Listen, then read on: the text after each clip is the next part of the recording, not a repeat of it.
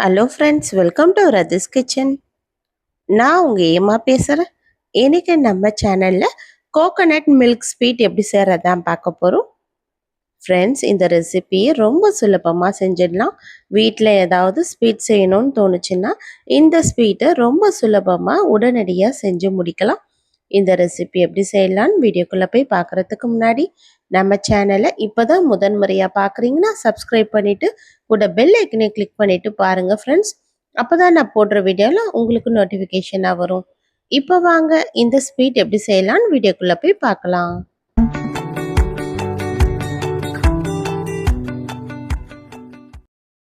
Friends, இந்த recipe செய்கிறதுக்காக இப்போ ஸ்டவ்வில் ஒரு அடிகனமான பாத்திரம் வச்சுக்கலாம்.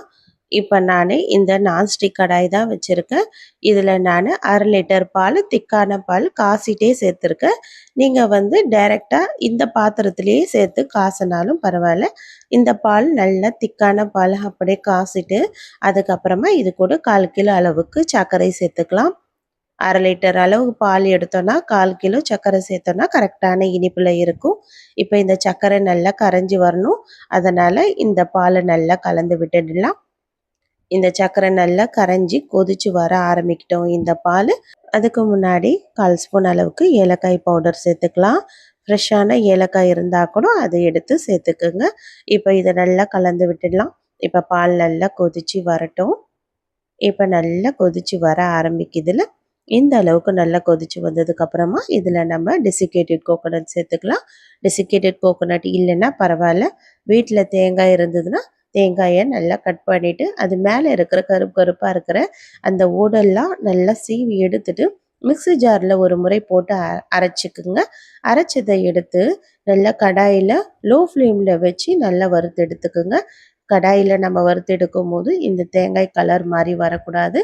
அந்த அளவுக்கு நல்ல பொறுமையாக நம்ம வறுத்து எடுக்கணும். இப்போ டெசிகேட்டட் கோகோனட் 2 கப் அளவு எடுத்து சேர்த்துக்கலாம்.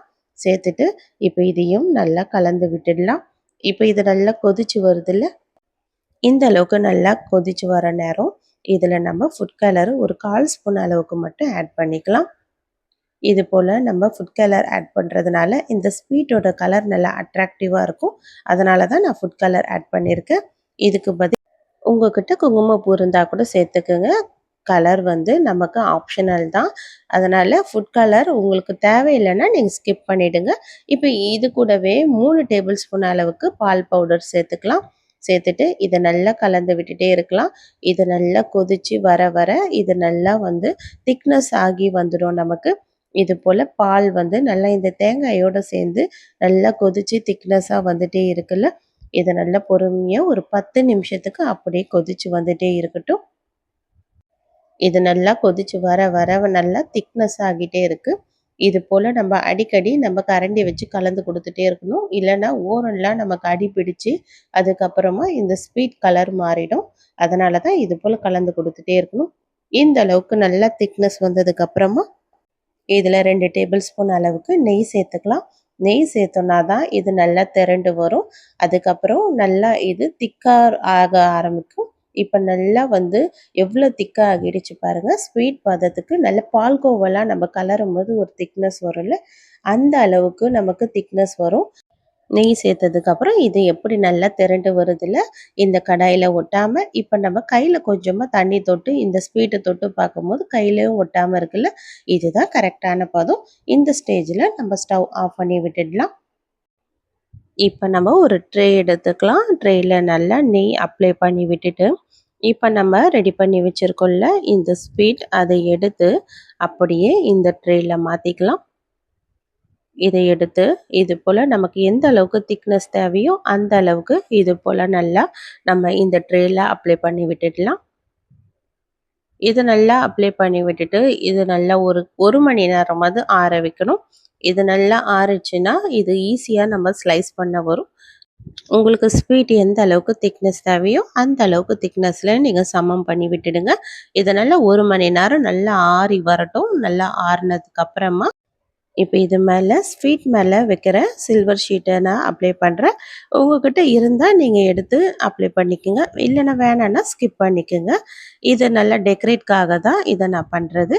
இப்போ நல்லா இதை ஸ்லைஸ் பண்ணி எடுத்துக்கலாம். நல்ல 1 மணி நேரம் ஆனதுக்கப்புறம் இது நல்லா ஆறி வந்ததுனால ஈஸியா ஸ்லைஸ் பண்ண வருது பாருங்க. உங்களுக்கு ஸ்வீட் எந்த சைஸ்ல தேவையோ அந்த சைஸ்ல கட் பண்ணி எடுத்துக்கோங்க. அவ்வளோதான், சூப்பரான கோகோனட் மில்க் பால்கோவா நமக்கு ரெடி ஆயிடுச்சு.